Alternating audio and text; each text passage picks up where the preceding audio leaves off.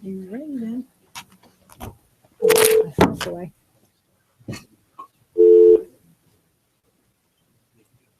Welcome to the town hall. We're getting ready to get started. We're just waiting one moment until the commanding officer arrives.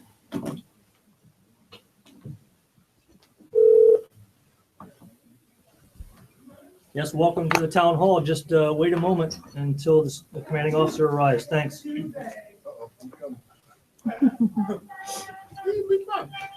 We're on the line, sir. We have people already. And, Okay. Hey, Jeannie. How are you? I'm good, thanks. Good to see you. Yeah, great to see you. All right. So how many people we got online? We're already live? yes. Okay. Let me get myself situated here. All right. Well, first and foremost, good evening. And I appreciate everybody being here this evening for this town hall. This has been one in many of a series of events so that we can get information out to the community in a mass fashion. So to go over a couple of things, first off, I would like to go over the rules. So there's no topic that is off limits. So anything that you have questions, comments, or concerns about, please feel free to call in, stay on the line, listen to the discussion, and ask anything that you may have with regards to anything on the base or with the tenant commands involved. One thing I do ask is that you please refrain from any use of profanity. Please do not refer to people by name if you have something of a negative nature. By all means, we certainly want to give people the recognition that they deserve, but sometimes people don't have the desire to be mentioned in public. So please refrain from the use of names unless you're giving something that is of a positive nature. But we certainly want to hear the comments that you may have with regards to any issues that are out there in the public. And the other thing we're trying to do is maintain people's privacy as well as their confidentiality. So within the room with us, I have a bunch of the installation program directors. I have representatives from the schools. So any of the service providers that you may have a question or comment for, they are here to answer those questions. And we also have the luxury this evening of having a guest host. So along with myself and sitting next to me is Captain Jeannie Comlish, who is the CEO of Naval Hospital. So she's here to answer any questions that we may have with regards to medical or dental care or anything that goes on with the hospitals and or clinics. So Captain Comlish, with that being said, ma'am, I'll turn it over to you for anything that you might have for an introduction. Thank you. Thank you for having me, and welcome to all those that are on the line. I'm here to answer any questions in keeping with the rules of engagement, so to speak. If you do have a specific concern about your care at the hospital that is not something that everybody could benefit from, we may take that offline to protect your healthcare information, because that's very private information. So if I see kind of the question going along those lines, I may take your name and then have you personally call me tomorrow, where I can answer and get more information from you about your health care. So otherwise, general information, I'm very happy to take questions. All right. Well, thank you, Captain Comlish. So a couple of things I do want to mention before we get started and we take any phone calls out from the audience here. Anderson Air Force Base. If there's anybody on board from Anderson, I absolutely have to give a shout out to them, to General Toth and his team for what they performed on Saturday. They had a phenomenal Air Pacific Partners event. It was an open house, and they had approximately 23,000 people that went up to participate in that event. That is absolutely phenomenal. That's something we certainly look forward to with regards to community relations as well as our own military relations. General Toth and company, you guys, great job. My hat is off to you. Absolutely phenomenal event. I also have to mention the USS John C. Stennis Carrier Strike Group was here, as I think most of you know. You saw the crowds all about the base, so that was an influx of about 7,000 people here to the base. I compliment the ship, because with all the folks that they had here, they had absolutely no Liberty incidences or issues of any kind. And that is certainly a major accomplishment. And that is absolutely the way that you conduct Liberty as a mission. So my hat is off to them.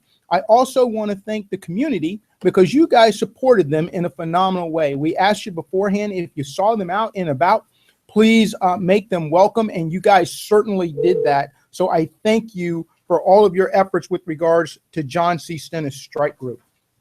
Now, right on the tail of that, I will tell you that next week, there's going to be an influx of about another 3,500 people that will come here as part of a bilateral exercise that is known as multi-sail. So we will have approximately 20 ships that will join us here at Apra Harbor. Okay, we will welcome them with open arms, and they will be participating in events, all kinds of exercises, weapons loading, to include what they culminate their event with, which is known as the Freedom Cup. So ships from the U.S. and Japanese will be here next week and over about the next week and a half to 2 weeks as they work through their exercise events. Okay, so with those things being said, let's open it up to the floor and see if we have any questions as of this point.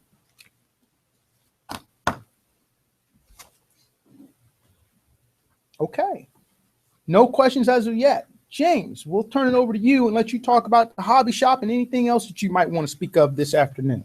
Actually, I have a question. Yes, ma'am.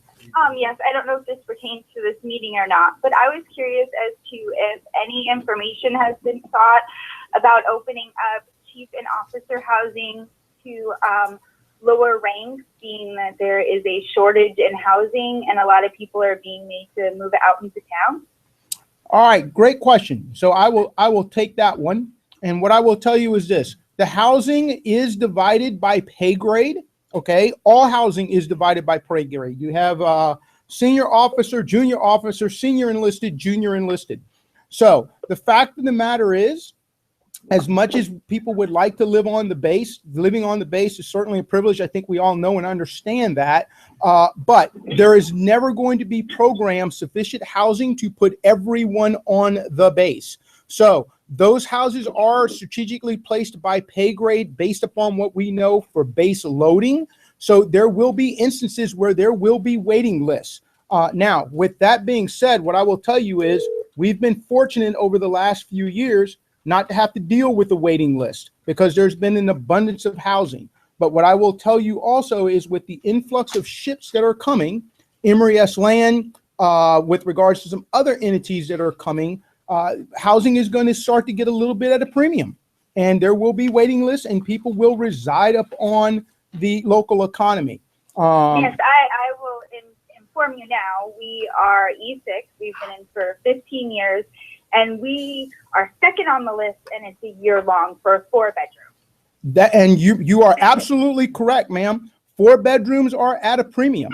And I will tell you, you know, back in the day, what we used to do is we used to restrict families on how many people they could come overseas with regards to kids for that very reason. What I would also remind you is this is a U.S. territory. This is the United States at the end of the day, and we've got about 1,500 folks that live on the economy. Not everybody is going to be able to be accommodated on the base. I know that's not what you want to hear, but that unfortunately are the facts of the matter. Okay, understood. Understood. All right. You know, we are looking at some things. I was going to get into this a little bit later, but since it's come up now, I will tell you right now, there is a housing project, Apra Palms. Okay, I've been fighting very, very hard for about the last 15 months to try to turn it into Navy Lodge. Right now, I don't know if we're going to turn it into Navy Lodge. It looks like that may be on hold, but there is some consideration being given to turn that back into Navy housing. Those are 4-bedroom units, but what I will tell you is they are extremely small 4-bedroom units. They are probably about 1,500 square feet in size. So that possibility may happen, which would open up some avenues for you there in the future if we can't get you on the base. Yes, we did. We actually did live there about 3 years ago, our first visit on the base. But I know there were mold issues there, and that was kind of a concern. So hopefully that will be eliminated, and that would be wonderful for housing. All right. Well, I thank you very much, ma'am. Thank you. Yes, ma'am. Any other questions? All right. James, over to you, sir.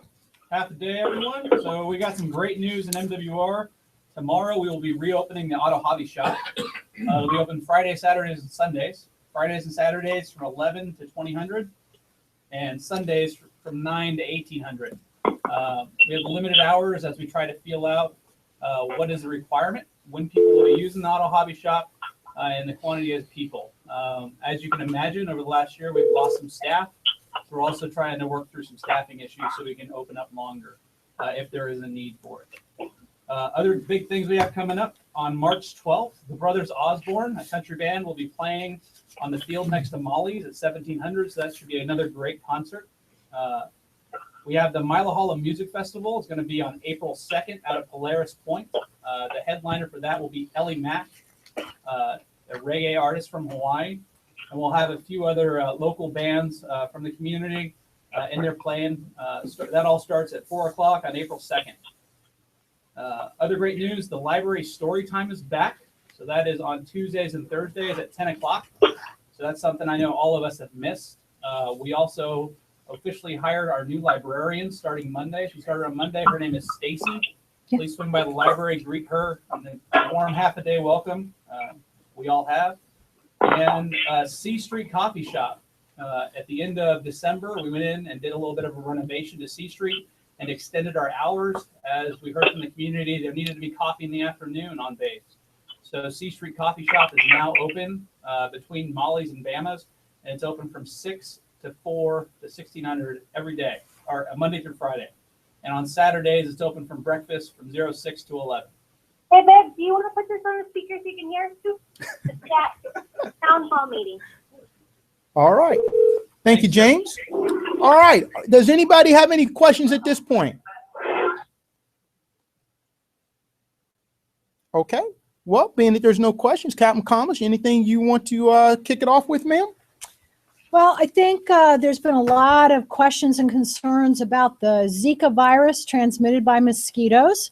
So let me first get out there and say Guam Public Health has the lead on this. They're doing a fabulous job. We are supporting them in any way we can in Navy medicine and through the hospital and our preventive medicine folks.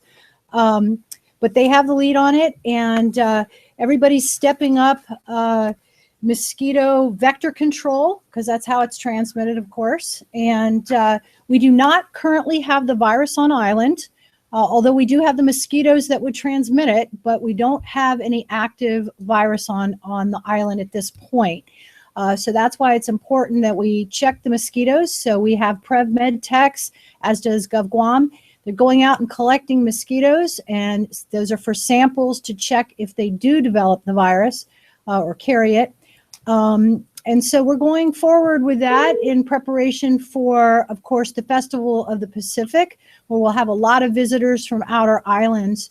So I thought I would just reassure you all that there's lots of activity around this. We follow the Centers for Disease Control on all their guidance. And I thought I would just give that as a lead note and see if anybody's got any particular questions.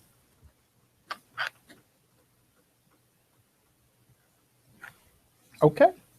No questions about Zika.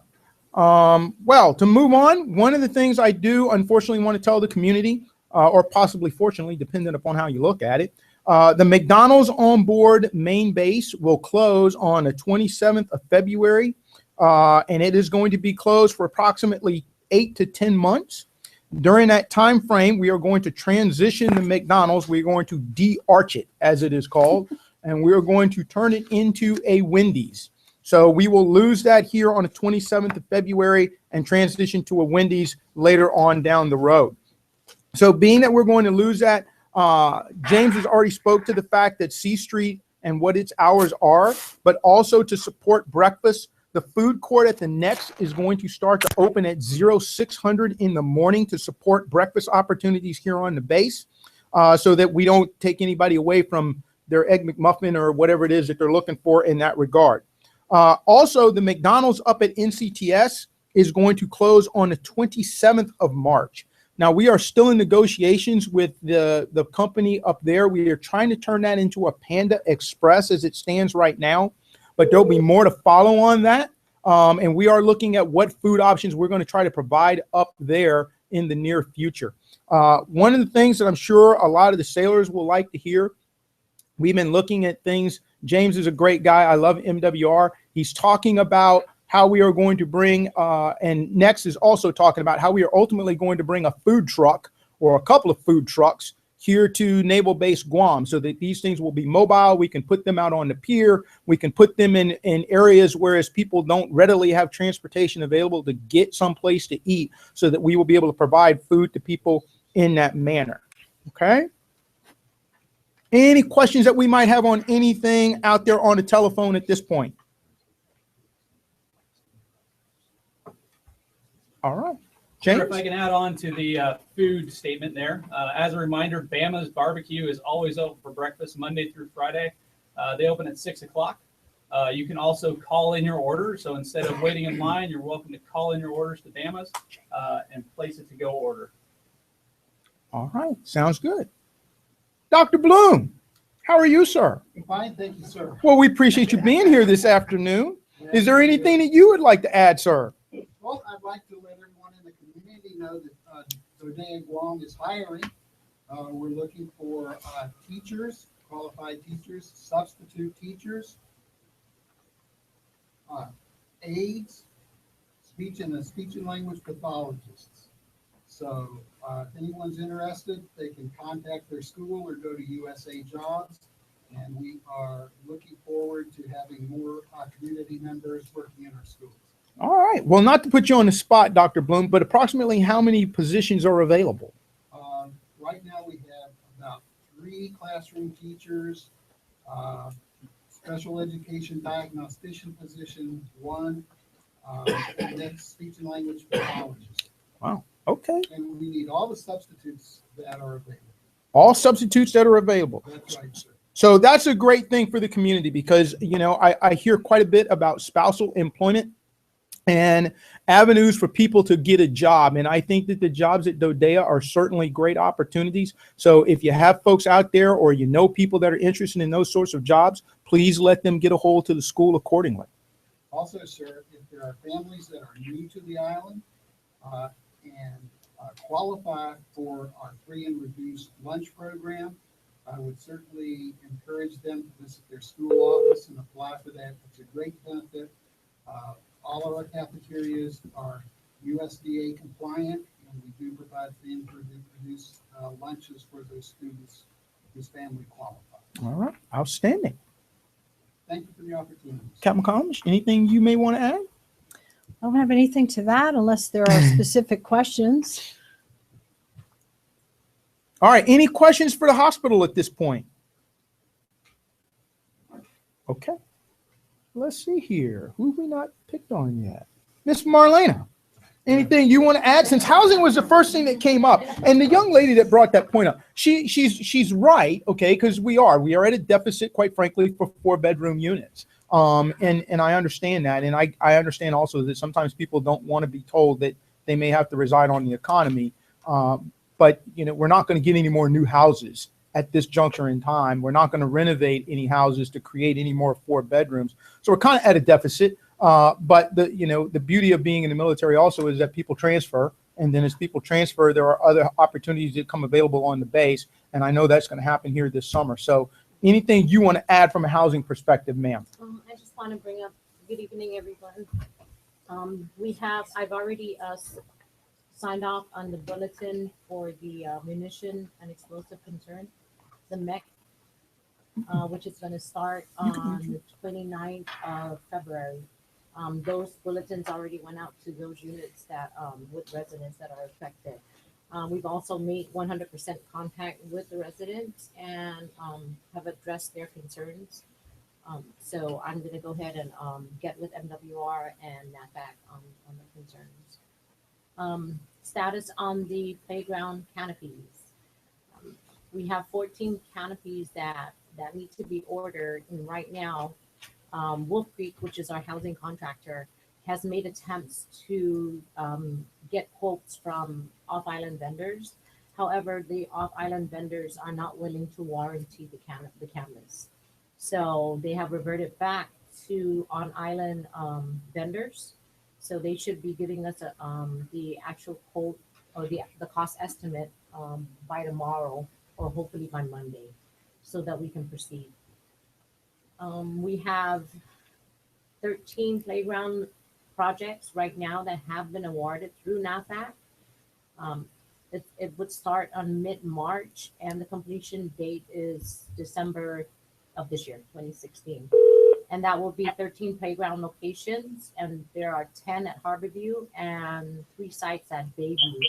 And this is to restore the floor surface of the playground areas. So we're moving along on the projects. So this is the second site that we're taking care of, and that's all I have. All right, very good. Any questions from the telephone at this point? Okay. All right, moving on. So one of the things I definitely have to address tonight is the Navy Exchange.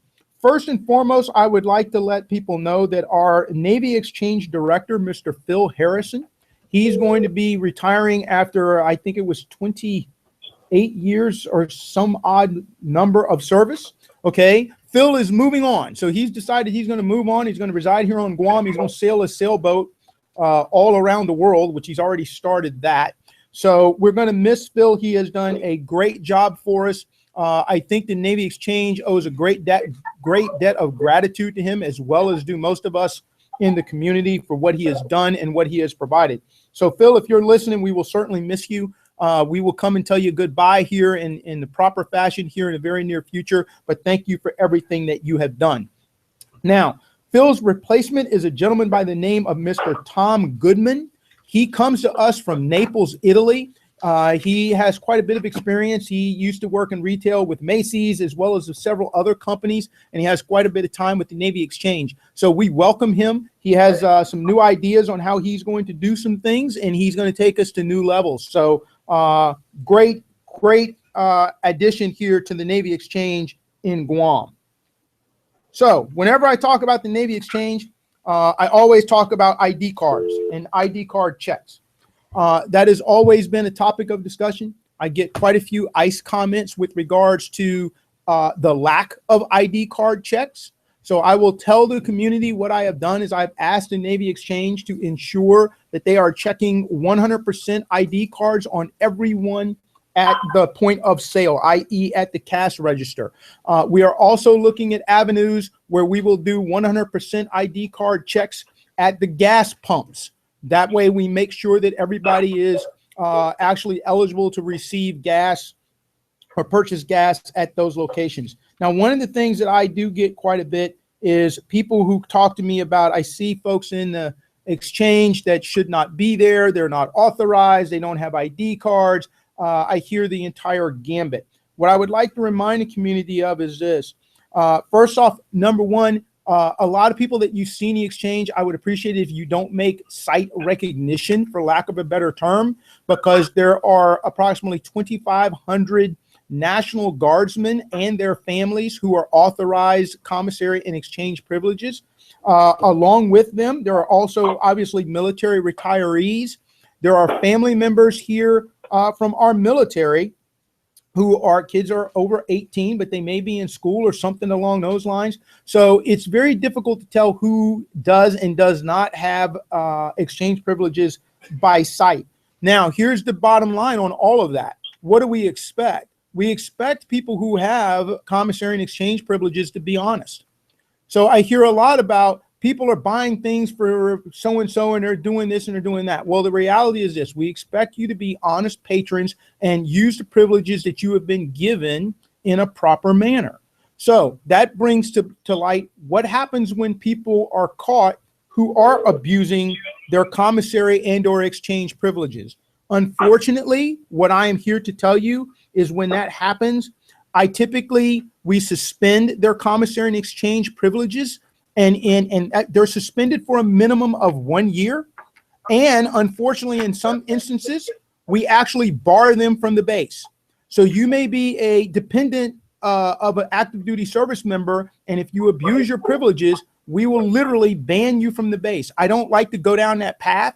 That is a very drastic, and in some cases, maybe a draconian measure, but it is oftentimes required to make sure that these privileges are not being abused. So what do I ask of the community? I'm not asking you all to be the police force by any means. We have security to do that. But if you do think that there is someone that is abusing their commissary or exchange privileges or doing something that is not aligned to what they're authorized, you need to bring it to our attention. We're not everywhere every day. I think everybody knows that, but we do our best. Most recently, we caught an individual at the gas station who was purchasing gas who was not authorized. That individual is now barred from Naval Base Guam and will not return. And when I say barred, that means they are permanently restricted from ever stepping foot on not just Naval Base Guam, but any military, U.S. military installation in the world.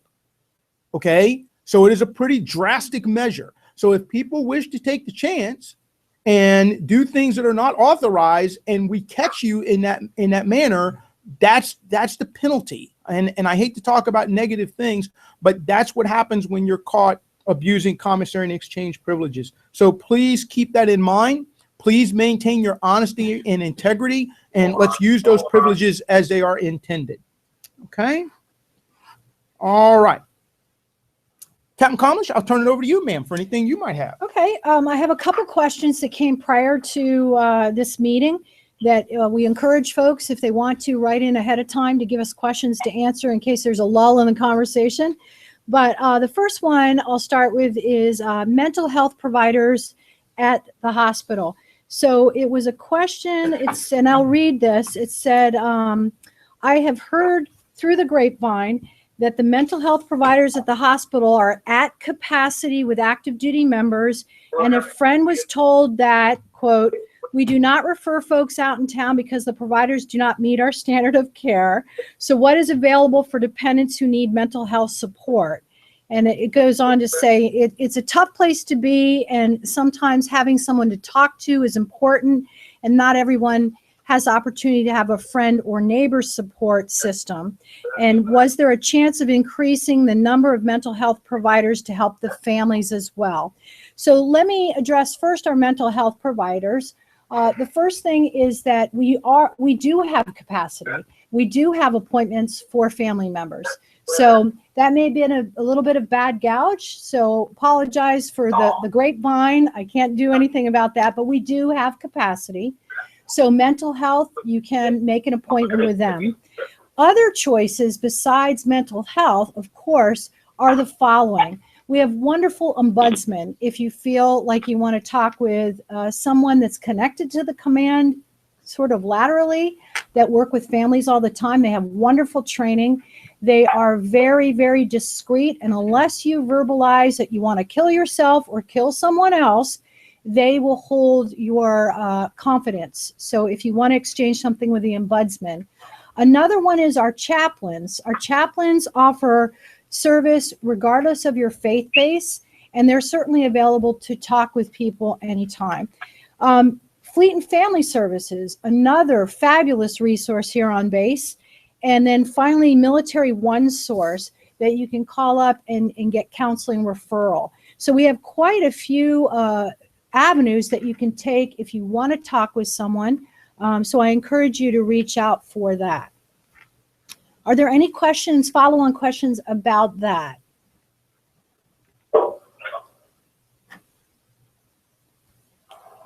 Okay. Okay. All right. Well, moving on. I'll shift over to the commissary, and we're jumping around tonight, and that's okay. So, commissary, I know that's got a whole lot of people's attention, but the first thing I would like to say is our commissary manager, Mr. Corey Riley, he is also retiring here next month in March. Now, Mr. Riley has been with the commissary industry for quite some time. He's going to retire, and I can't recall where he's going, but I know he's going back to the continental United States.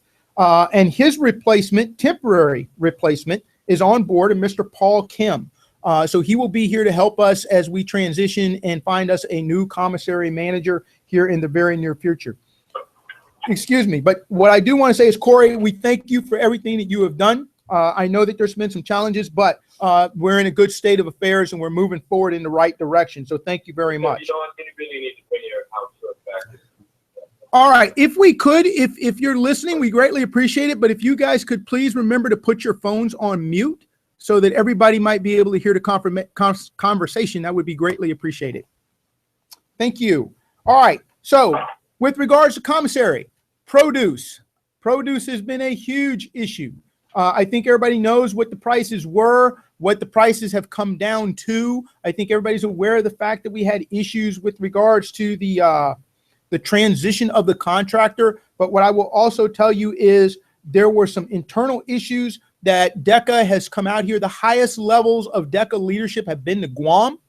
They are here now every month. They are consistently looking at what is going on with our commissary to include when items are missing from the shelves. Okay. And if there's any issues that we have, we voice those up to the DECA leadership so that we can try to get those resolved. People have asked about the prices between the difference between on the base and out in town. Those prices are being looked at. Essentially, our prices should be about 30% lower than what they are out in town, but not on all items. No different than you have to do anywhere else. Sometimes you have to shop around because things are seasonal. So depending upon where it is that people get it from, sometimes dictates the cost. Now, one thing the commissary is not authorized to do by law is it absolutely cannot make a profit. So whatever it gets the goods for is pretty much what they sell them for. So we're looking at the commissary and we will stay engaged on that to make sure that we get you the quality produce and goods that you're looking for within that institution. Okay. Any questions from on the telephone at this point? Okay. All right. Housing. I want to go back to housing for just 1 second because I want to talk about the housing guest policy for just a moment. Okay. So for the community, the housing guest policy is you can have a guest for up to 90 days in a 365-day period. So what does that mean? If a person comes and stays with me today, I'm sorry, but there's somebody who's on speaker right now. If you could please put that phone on mute, it would be greatly appreciated. Thank you. All right. So if I have somebody that comes and stays with me today and they stay for 30 days, okay, my clock for the 365-day period starts today, which is the 25th of February. Now, let's say they leave in April or they leave in March and they come back again in June. They can stay for another 30 days. Or actually, let's say they stay for 60 days. At the end of that 60-day period, that person is excluded from coming back to visit me again until the 25th of February the following year. Okay. So the policy is 90 days in a 365-day period, not a 1-year calendar period, 365 days starting with the date of the first visitation. Okay. The other thing about guests, because people love to ask me about trusted traveler. Do guests need a visitor pass to get on the base? My response to that typically is yes, they do. Here is why. And we experienced this here recently. If there's an event that transpires at the gate or at the base where we suspend trusted traveler, and these folks do not have a guest pass previous from the visitor control center, they will not be allowed on the installation. So it behooves you, even though trusted traveler is in effect, to get a visitor pass for your guest. That leads me right into, unfortunately, a topic I really didn't want to talk about, but I have to. When did this happen with regards to the guests? Bomb threats. Over the past several weeks, we have received several bomb threats across the island of Guam and on board Naval Base Guam. When we received the threats, there's been occasions where, as an anti-terrorism measure, we have suspended trusted traveler. People who arrived at the gate and said, I don't have a pass for my guests, and I was bringing them in as trusted traveler, were not authorized base access at that point. We don't want to deny anybody access that we legitimately want on the base. Therefore, please, if you have a guest, make sure you get a pass for them. So when are you required to register your guests with housing and with security? Anyone who is going to remain on the installation in excess of 72 hours, okay, you need to get a pass. You need to register them with security as well as housing, okay? All right. One other housing note, pet policy. It's come to my attention with regards, unfortunately, several of our residents that they have pets in excess of the pet policy. So you're only authorized 2 pets. Okay. So what does that mean? 1 cat, 1 dog, 2 cats, 2 dogs, but not 2 cats and 1 dog. Anything above 2 pets is not authorized. Okay. And I will tell you, we are right now, I'm not going on a witch hunt or anything along those lines, but if we discover that you have more than 2 pets within your residence, we are going to ask you to remove one of the pets to be in compliance. Now, people sometimes don't want to be in compliance, and you can request an exception to policy. The only way that, quite frankly, an exception to policy is going to be granted in almost all of those cases is if you can demonstrate that one of those pets is not a pet, i.e., you have 3 dogs, but one of those dogs is actually a service dog. Okay, service dogs don't constitute being a pet. Okay, so but if it is a legitimate pet, we are going to ask you to comply with the policy, and we are going to expect you to follow suit. If you don't want to comply with the policy, I understand. That's one great thing about being an American. You have options, and those options is you can choose to reside someplace else other than the base. And I don't mean that to sound negative. I just mean that becomes your option, because I understand that people love to have 4 and 5 pets, and that's their privilege. That's their privilege. That's prerogative. But that's what we are up against. Okay. All right. Questions from the community? Anything on the telephone at this point? Wow, no questions tonight. Okay. I'll take another Gina? one. So this was a question, says the hospital has turned out great. Thank you. The question is, why isn't there any closer parking to the emergency room? I had to have my kid who was having difficulty breathing walk from the main parking lot to the ER entrance. So I don't know if I'm going to be able to demonstrate where this parking is versus what we have. Where the emergency entrance is to the hospital, there's the ambulance entrance, and soon there's going to be a gate arm for where ambulance vehicles go in. Right before that, right off the parking lot, is a circular drive meant to drive up. It's right separated by the sidewalk from where the ambulances pull up, where you can pull up with an emergent situation like that was described, and you can bring your child in. You can leave your car there locked, come into the hospital, drop your child or your family member off. While they're getting triaged, you can then go back and move your car to the parking lot. So the circle is sort of that perfect opportunity if you're concerned for an emergent situation to drop, move your car later, but get your family member into the emergency room right away. So that, again, is right near where the ambulance entrance is, not with the gate, but right next to that. So it's hard to describe over the phone, but we do have a circle that's right next to the emergency room entrance. So I apologize. In the past, we didn't have as good signage up. That's been improved. And so hopefully you'll be able to follow the signs to that circular drive, and that will help.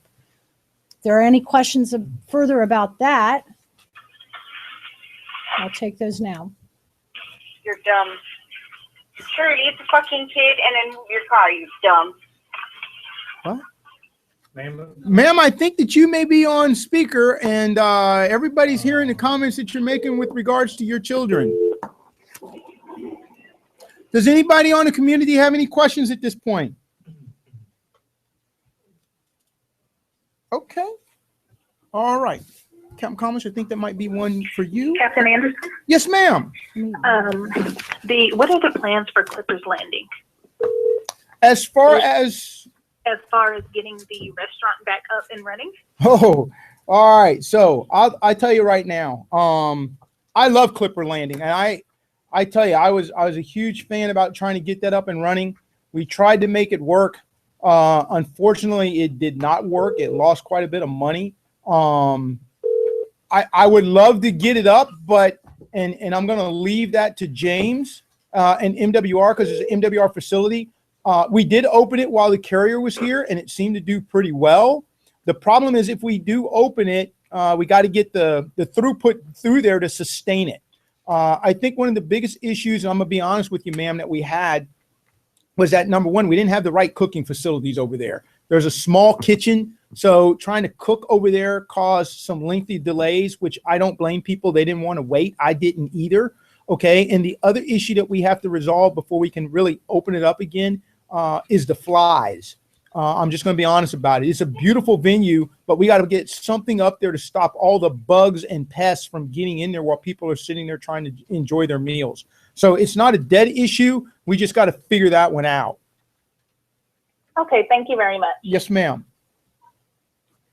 I got a Facebook post, and the writer says it's very difficult to get prenatal appointments in the appropriate time period. I've called numerous times last week to schedule an appointment for the first week of October. However, I was told every time to call back the next day because they couldn't see out that far. That would be the schedulers. When the dates do open up, it's hard to get an appointment. So the gist of this message is, can we put a system in place to reserve a prenatal appointment so that we're seen at the appropriate checkpoints during the pregnancy? Thank you very much for your posting. I will certainly look into what the issues are. I know during the summer months when we have providers PCSing, that can be a very challenging time to keep people on track at their 30-week appointment or their 20-week appointment. But I will be talking with my OBGYN department and see what we can do to reserve, as you said, an appointment far out in advance and see if we can get that on schedule. So thank you. I have your phone number here, so we'll get back in touch with you and let you know what we're doing with that. All right. Thank you, Captain Comish. All right. Any questions from anybody on the telephone about any topic of any kind? Captain Anderson, what's the plan for getting the community center back up and running? Could you say that again, please? What is the plan for getting the community center back up and running? Okay, so Marlena, my housing director, she's smiling. So right now, what I will tell you is with regards to the community center. So with the earthquake that came that shut down the teen center, I think everybody is aware, we turned the community center into the teen center. Now, I'm going to be real honest. The community center, quite frankly, did not get a whole lot of usage. So it was kind of a property that we were paying for. We were paying for through housing. Marlena, I'm going to throw this out there. Me and Marlena used to have discussions about this all the time because Marlena's belief is that the only people that could use the community center were people who resided within housing. Okay, I did not share that belief. But when we had the damage to the teen center, we moved the teen center into the community center. Now what we utilize for any community center activities is the multi-purpose room at the chapel. Okay, we did that because, quite frankly, the teens needed a bigger room than what they had available to them. It was absolutely too small. Again, it wasn't being utilized. So right now, the chapel has sufficed. Now, there are other options dependent upon the size of the event that you are trying to do, where we might be able to use other locations on the base. One of the things that I like to use is the old gym up at the old McCool Elementary and Middle School. So there are options, ma'am, but it just depends on what it is that you're wanting to do, and we will do our best to try to accommodate your need. Okay, thank you very much. Yes, ma'am. Any other questions? I have a question, and it comes in again from a Facebook posting about TRICARE for Life. Now, I'll first go out and say that as a hospital commanding officer, although TRICARE is our insurance benefit, I am not the TRICARE representative. So I'm going to attempt to answer this as best I can, although I would refer you to the TRICARE benefits office. But the question was, military members were promised TRICARE for Life and are being denied certain care at the Naval Hospital because they can only enroll in TRICARE Standard vice TRICARE Prime for Guam. How can this be fixed since Guam is an overseas location but a U.S. territory? So again, we follow under the fact that we are a U.S. territory and the benefit is in line with being a U.S., like a U.S. state. Having said that, due to the nature of our mission, which is active duty and family member support first, and then we support retirees, of course, and other beneficiaries. But our primary mission is support to the active duty warfighter and their family. And so I want to make it very clear that we are not denying care, but we do have limits whether it's space or certain specialties based on our primary mission.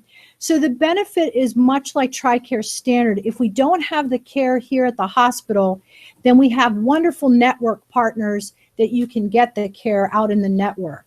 So from time to time, when we lose a provider that may be a one-of provider, that may mean that we shift care out to the network for that period of time. But we certainly are doing our best to try and meet the primary mission and to support our network partners and you as beneficiaries. So if there's any follow-on questions for that, there's also a website, www.tricare.mil/plans/eligibility. And you can find out more information on that website as well. All right. Any questions from anybody? Okay. Well, the security officer just walked in and gave me, do you want to take this question or do you want me to? Well, shouldn't I? If you're going to leave it to me, I'm going to let you take it. Okay. All right, I got it. So the question was, can the back gate have extended hours or open when everyone is getting off work? Okay. So very, very good question. We will take a look at it, but what my initial thought process is, because I've had this question before, is we do have an issue with regards to manning. It is very, very difficult to man all the post and entry control points that we have. I understand people's desire to get off base as quickly as they can when they get off work, but I've stood out there and I've watched, and typically the wait is no more than about 10 to 12 minutes, even at peak traffic. So I frankly don't consider that to be overly egregious. But we will look at it, but I can't guarantee you that we will bring that gate to come open, because again, it requires 2 people that we have to put on that gate, and 2 people may not sound like a lot, but when you've got approximately 18 posts and you got to start putting 2 people on every one of them, it starts to add up very, very rapidly. Okay. All right. One of the things I do want to talk about, very, very serious in nature, and it is with regards to safety and the preservation of life. Okay. First off, I want to compliment our security team, okay? I think our security team does a phenomenal job. They protect this base. They protect the people. Sometimes it takes some abuse from some of the folks, but they do a very, very good job. They're always professional, always on point. And I thank all these young people in security for what it is that they do to maintain the safety of this base, both on land and at sea. Phenomenal job. Thank you guys for doing that. Now, with that being said, security gave out, it was 53 or 59 tickets so far this month. These are speeding tickets for the most part. Some of them are traffic tickets, some are from accidents, but for the most part, they're speeding tickets. How do I know that? So just the other day, 2 days ago, this week, we stopped a young man on the base doing 73 miles an hour in a 35 mile an hour zone. So this guy is flying down Marine Corps 1, okay? I am now starting to get ICE comments from people with regards to the speeding on base, particularly within the neighborhoods and within the parking lots within the necks. What is a scary sight to me, because I drop my daughter off almost every day up at McCool Middle Elementary School, is a number of people that I see speeding through Lockwood Terrace area, going to and from. And you see all these young kids on their bikes and trikes. We got to stop it before ultimately we get somebody who is killed. So why do I bring that up? Just yesterday, I saw an accident on base right at the light where the Navy Exchange is located, where Navy Exchange and McDonald's is. The individual involved was an active duty service member. He had no driver's license. He had no car insurance. He had no registration either on Guam or on the base. And oh, by the way, he wasn't even driving his own vehicle. Okay. And the vehicle was pretty much, it's almost total. Okay. So what am I telling you? We have a lot of folks out there that are not doing the right thing with regards to traffic safety. And I got it. I'm not trying to be, Kojak or whatever you want to call it. But what I am trying to do is to make sure that we make sure that people arrive alive. Okay. So please, I truly do. I beg of you. Okay. Because safety to me is a byproduct of professionalism. So always be professional in everything that you do, and we won't have these safety issues. Unfortunately, I bring this up again because there is a civilian that is attached to one of our commands here who is involved, two civilians actually, two separate accidents that involve some very, very serious injuries that occurred to them out in town. I don't want to see anybody get injured. I don't want to see anybody get hurt. Okay. So please, let's slow it down, folks, and let's make sure that we're doing the right thing with regards to safety. Okay. Any questions at this point in time? Okay. All right. Base registration for your vehicles. That is not new. Okay. People keep asking me about it. That is not a new requirement. It's always existed.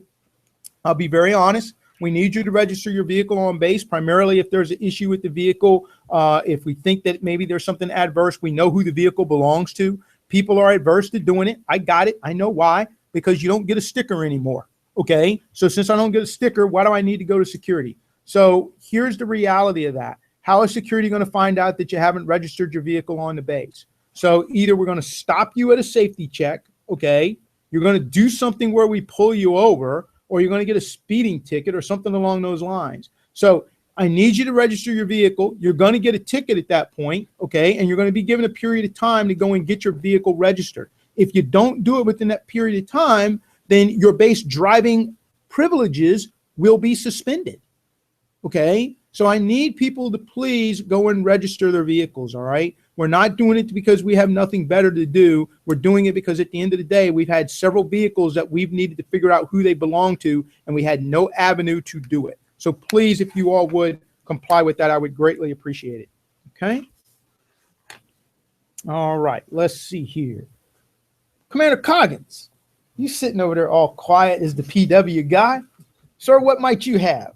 Sure, I have a couple of questions. Good evening, everyone. My name is Chris Coggins. I'm the Public Works Officer for Naval Base Guam. And I got a couple of Facebook quotes that I want, or Facebook posts that I want to go over and just kind of give you a status update of where we are on some of the projects. For those of you that are new to Guam, you may not be familiar with the MEC process, which is the Munitions and Explosive of Concerns. This is a thorn in everyone's side, and I have to apologize for the delays and impacts. This is impacting over 30 projects that we have on base. And I appreciate your patience as we work through these secretarial issues and changes of procedures to try and get some of these projects moving back along. So I'll talk more to that here in a second.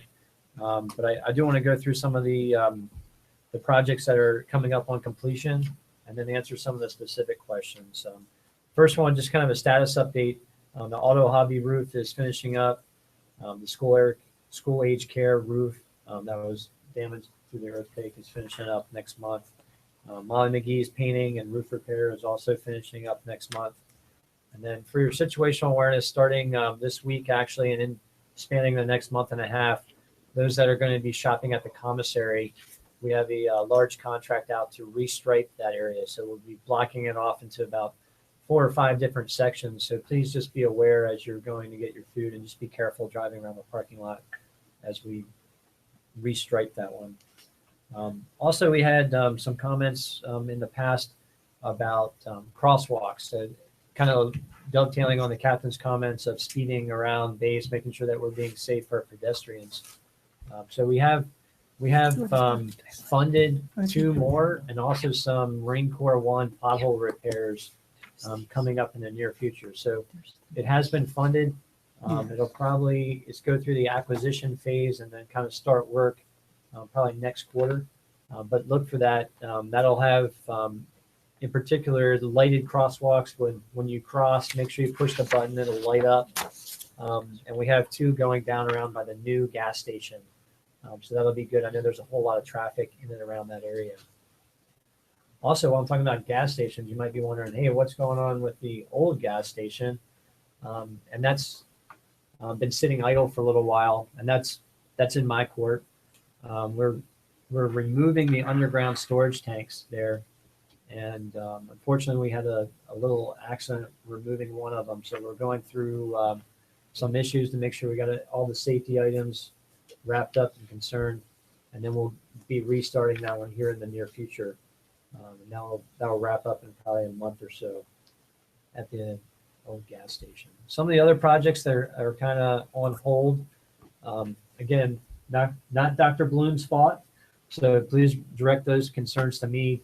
I know I have my kids in school as well. Some of the playgrounds at the school, the softball fields in particular, and then also Ebbett Field across are all stalled because of this munitions and explosive concern. The good news is we're starting to make some traction after the last 3 or 4 months. And it looks like we're going to be starting to get back to work on some of these. We'll be starting at the Cool School playground. I'm hoping to have that wrapped up the end of by summer time frame. So next school year, it should be good to go. So again, pardon our progress. I apologize for the mech issues. They're just something we're going to have to work through in the process. One other bit, I'll try and end on a high note here. One bit of good news, working here with housing, we've awarded 2 generator connections, emergency generator connections, one for Lockwood and one for Apple View, that have been funded, and the site visits are going to be kicking off here in the next couple weeks. So look for that construction work to start in the next month or so to correct some of those deficiencies in some of the houses that have their emergency generator hookups that don't currently work properly with an existing generator. So with that, any questions for the public works side? Hey, you know what? You rock it. All right, folks. Somebody does have their phone on not on mute, but if you could please, we would greatly appreciate it if you could put it on mute so that everyone could hear. All right. Any questions from anybody out there on the telephone? Hello, good evening. I have a question. Yes, ma'am. I heard that he was saying that the work that was done on the old teen center will be finished. So what are they going to utilize that space to do? So right now at this juncture in time, I like I say, I'm always honest with people, right? We don't know. We're trying to figure out what we're going to do with that space at this juncture in time.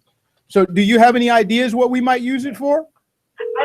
I only asked, sir, because I know that somebody else had previously talked about the community center, and I, for one, was one of the people who used to use the community center, whether it was for, a holiday dinner or maybe a game night with friends or, anything like that. And I know they said that we can use the chapel, but I know that the hours are kind of different for the chapel from what I understand. So I just wanted to know if maybe that was a possibility of something that we could utilize again. I'll tell you what, I'll do 2 things for you. Number one, we'll take a look at that. I don't know if we'll be able to turn it back into a housing teen center because my housing director is giving me the evil eye right now. But I think that we might be able to figure that out. And the other thing that I will also tell you, ma'am, is this. That facility for the chapel, if you're having issues with regards to the hours that is available, please let me know that because we can make that available for the hours, as long as you ain't trying to do it at 2 and 3 o'clock in the morning. We can probably make it available for the hours that you would like to utilize it. Okay, great. Thank you, sir. Yes, ma'am. Any other questions? No questions? Okay. Let's see. Who else do we need to call upon? Marlene, you have anything? Abso? Uh-oh. Sir, I have one thing, just one announcement that's been posted on our Facebook page, I think, for some time. But on the 1st of March, we will be conducting an ATFP exercise on the waterfront called Aquaman. So from approximately 12 to 1600 on the 1st, you will hear possible semi-mission blank gunfire. We may have some FP con, which is force protection condition changes, and possible backups at all our entry control points to the base. So plan accordingly, please. 1st of March, 12 to 1600. Roger. I saw somebody back here in the back look like they were trying to stand up. Yes, ma'am. I got a list of questions. Oh, good. Well, come on up here. Come all the way up here. Come on up. So you have a list of, that's what I'm talking about. This is a forwarded from our. Some of us came family, sir. prepared, All right. Yes, ma'am. I guess the Please first have a one- seat. Have a seat. All right. Thank you, sir. I guess the first one is kind of for both maybe housing and public works. Okay. Regarding the Met clearances that are starting on 29 February, specifically affecting the housing areas over on Safford. This one, basically there's a couple of houses that are in an expulsion zone that aren't actually being required to vacate during the times required. The problem is the street is still going to be blocked off, and they're having issues getting information regarding where they're going to need to park their cars. And I think I had some concerns or some complaints as to not getting notification that the street was going to be blocked off. They found out, from a friend, or, whatever, a neighbor. So Did you not send out notices on this to all residents? Okay. Yeah, because, no, go ahead. I think it was the people that weren't going to have to vacate the houses. So I know that the ones that were going to have to vacate, I know they all got their notices and I didn't have any issues. It was the ones that weren't going to have to vacate the house, but their road was still being blocked off. So there's a small expulsion zone of maybe a few houses. So we need to get back to a couple more. Yeah, just to let them know maybe where they can park their vehicles Okay. during the times that. That's an easy day. Easy day. Okay. Okay. Also, I had a shout out for bringing back story time. I've had a lot of comments and thank yous for the story time that is happening again at the library. Well, I met the new librarian today. She just arrived on the island. She got here from Japan. Okay. And James and company have done a tremendous job. So James, I'll let you comment on what's going on with story time. Story time's back, everybody, in case you haven't heard. 10 o'clock Tuesdays and Thursdays. We know we've missed out on it for a long time. We're happy to have a new librarian on board. She's a very motivated individual. As you will see across our programs, we're taking note of what you all are looking for, trying to do more customer-driven programs and activities. So story time is one of those big ones that we brought back. Fortunately, the CYP staff's nice enough to come over to the library twice a week. They've been leading story time as well as a lot of arts and crafts along with that. So please swing by the library Tuesdays and Thursdays. All right. The other question I had was also for MWR. There was some concerns with inconsistency and quality of food at some of the MWR facilities like Molly's. So that's something, thanks, Trish. That's something that's actually drives me crazy. So, and that we've been working on over the last month with our regional partners and with CNIC. So one of the issues we have here in Guam is getting food out here, as we all know. We experience this problem as well, which is why sometimes at Molly's you'll see that we're out of things. So what we're doing right now is working with CNIC to make it to where we can order our food separately to get food from off-island vendors on a consistent basis and make sure we maintain those par levels so we do not run out of things like the Southwest egg rolls at Molly's. So that whenever you go, You must have ran out of that a lot. We ran out of those today, sir. Okay. So trust me when I tell you, I understand. We're working it. It's something that we're looking at every day. And I even had a meeting this afternoon with our region partners trying to fix it. So we're going to get taken care of. Okay. And the last thing was actually just some questions that we had while we were listening. Was Oh, those aren't allowed. No, I'm joking. What do you have, ma'am? With regards to the community center, you said there was some other options that might be out there. Who can we contact for that? So all you got to do for that, just contact either contact James, okay? Or James is like, why got to be me? Contact either James or contact my master chief, okay? And we will figure out what it is that you're trying to do. Because here's the thing, there's always options to try to do things if we understand what it is that people are trying to do. There are regularly scheduled locations that you can go, right? And then there's events where people are like, well, I want to do this. And we're like, okay, well, we don't have the community center available or we don't have the multipurpose room available, but we do have this room available that we could let you utilize, okay? And we just need to know sometimes what those requirements and what those options are, okay? And I'd like to throw out, at the Naval Hospital, we have the old chapel building that has been converted into a multi-purpose room, if you will. And it's a much larger venue. And I'd certainly entertain, depending on what the event is, having someone open that up and make it available for you for a larger meeting, for instance. All right, that's all I have. Thank you, sir. Yes, ma'am. All right. Does anybody else on that row back there have any questions? She covered it. Thank you. Oh, y'all teamed up on us. Okay, all right. Roger that. Does anybody on the phone have any questions at this point in time? Any questions on any topic at all? Okay.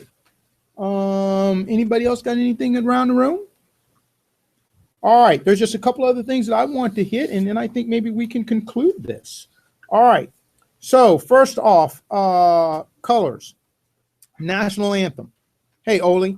Okay, Oli's in charge of the national anthem and the colors and the giant voice. Okay, so there are a couple of things I want to say. First off, Oli, thank you very much. You've done a tremendous job with regards to colors in the national anthem, and I thank you for what you've done because we've come a long ways from where we were. When I arrived on island, we didn't play colors. Okay, we didn't play the national anthem. Now I got it. I frankly think that's disrespectful. Now, what I will tell people is we do play colors. We do play the national anthem. Okay, primarily in recognition for what we represent as the United States military. There's no military base that I know of that doesn't do that.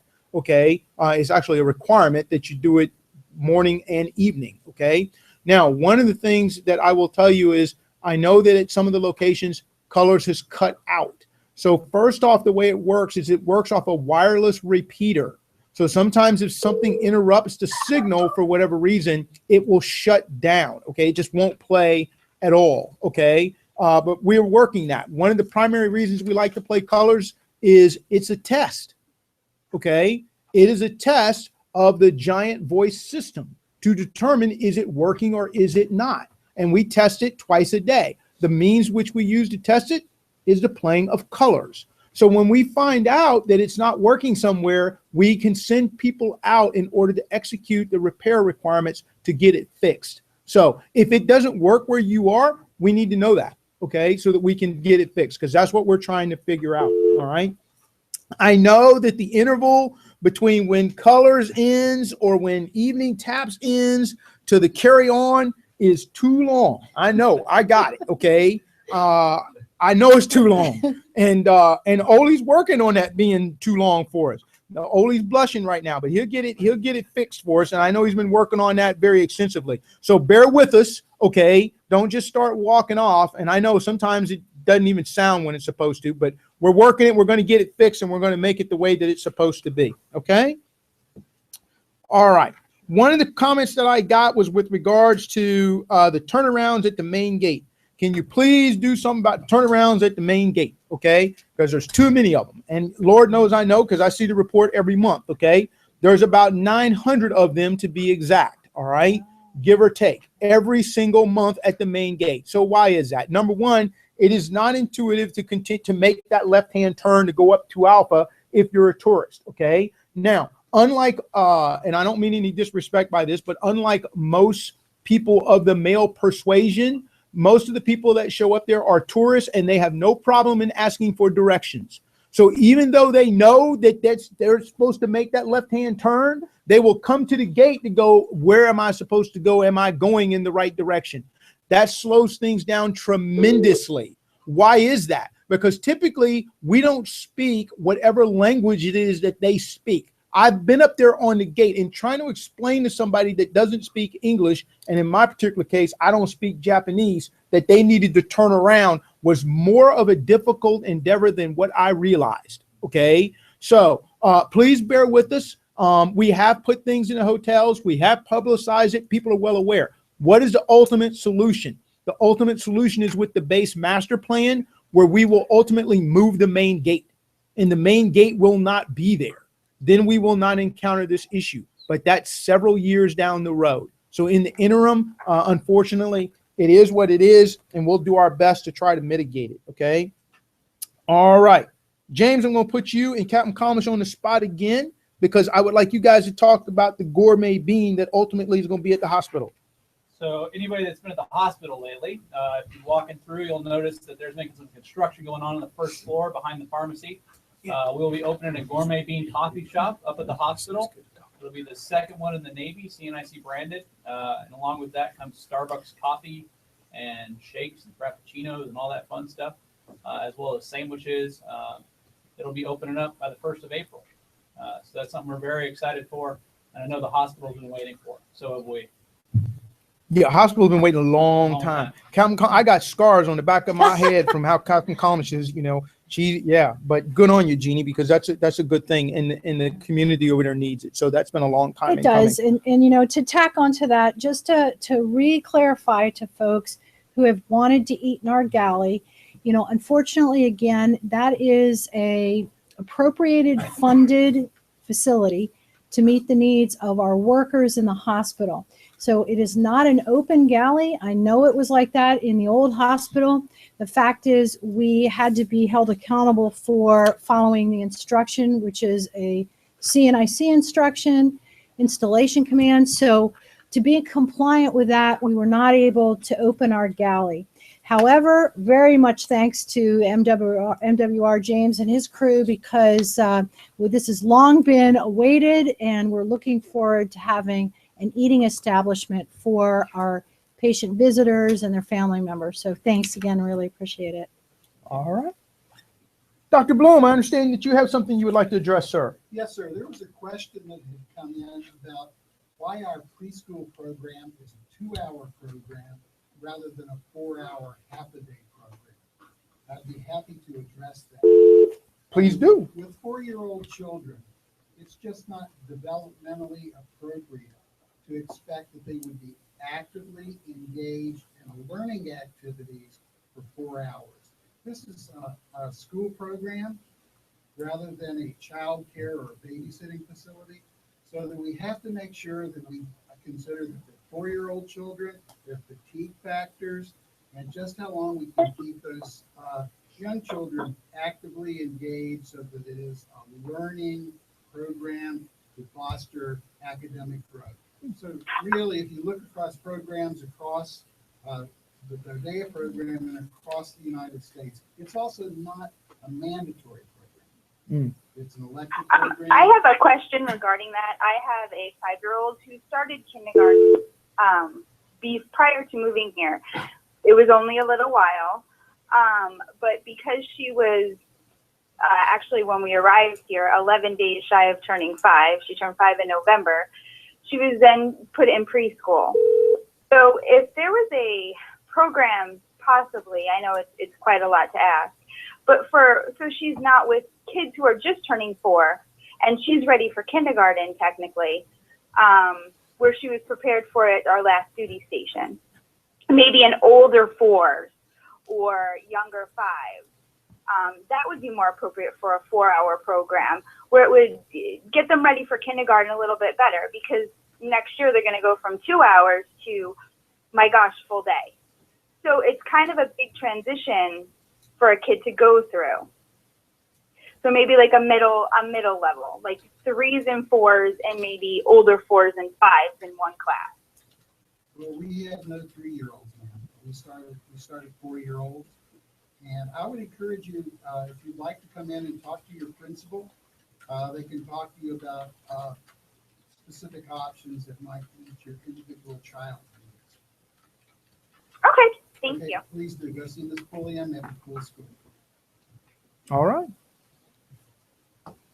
Before we get to you, Chris, does anybody else have any questions on the telephone at this point? Okay, Commander Coggins. Hey, I've got 2 saved rounds and actually 2 great questions in regards to energy and lighting. One in regards to like commissary lights being on all night, and another one about the back gate lights. So first off, I just want to say thank you for keeping your eyes out and being concerned about energy, because our power bill is so high here. Whatever we can do to reduce and save energy, thank you. So keep those comments coming, and I'll definitely look into those. Either putting sensor or coming up with some other alternatives for some of those back areas. So I appreciate those comments. One other last thing for me, just situational awareness. I know this is posted all over, but just one more reminder for all the folks driving out to Players Point. We do have a mech that's ongoing out there in the evening hours from 1900 to 5:30, and it should be wrapping up here shortly. I just wanted to remind everyone of that. That's all I have, sir. All right. Thank you very much. All right. Captain Collins, you got anything else you want to add? No, just in closing, for me at least, unless there's further questions, it's really an honor to serve everyone at the hospital. You place a sacred trust in us, and we want to be there for you as best we can. So thank you so much for that. And again, it's an honor to serve you. All right. Well, thank you, ma'am. All right. To go over a couple of things as we close this out here. Malahalam, I think that's already been mentioned. James mentioned that.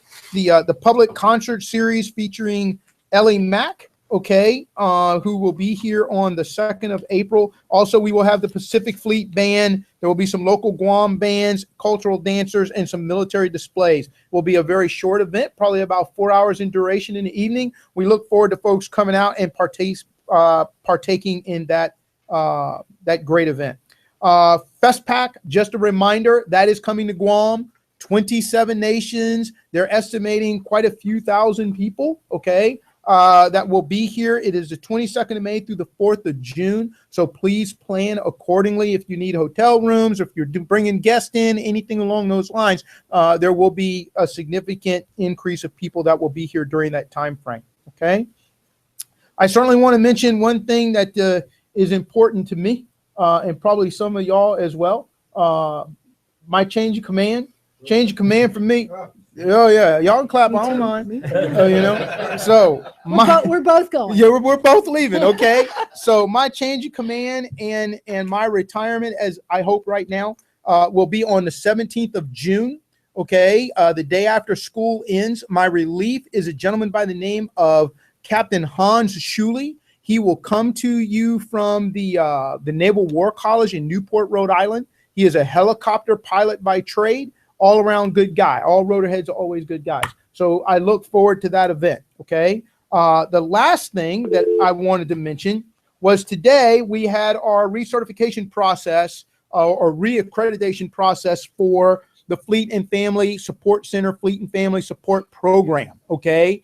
And I absolutely have to give a shout out to those folks, Dr. Whitehall, Miss Baza, Jessica, Miss Swanson. You guys have done a phenomenal job. You take care of this community. You take care of the people that are in need, okay? And the results that came from that were absolutely phenomenal. The people raved about the service that you all provide, and I thank you from the bottom of my heart for taking care of all of our service members and their families out there in the public, okay?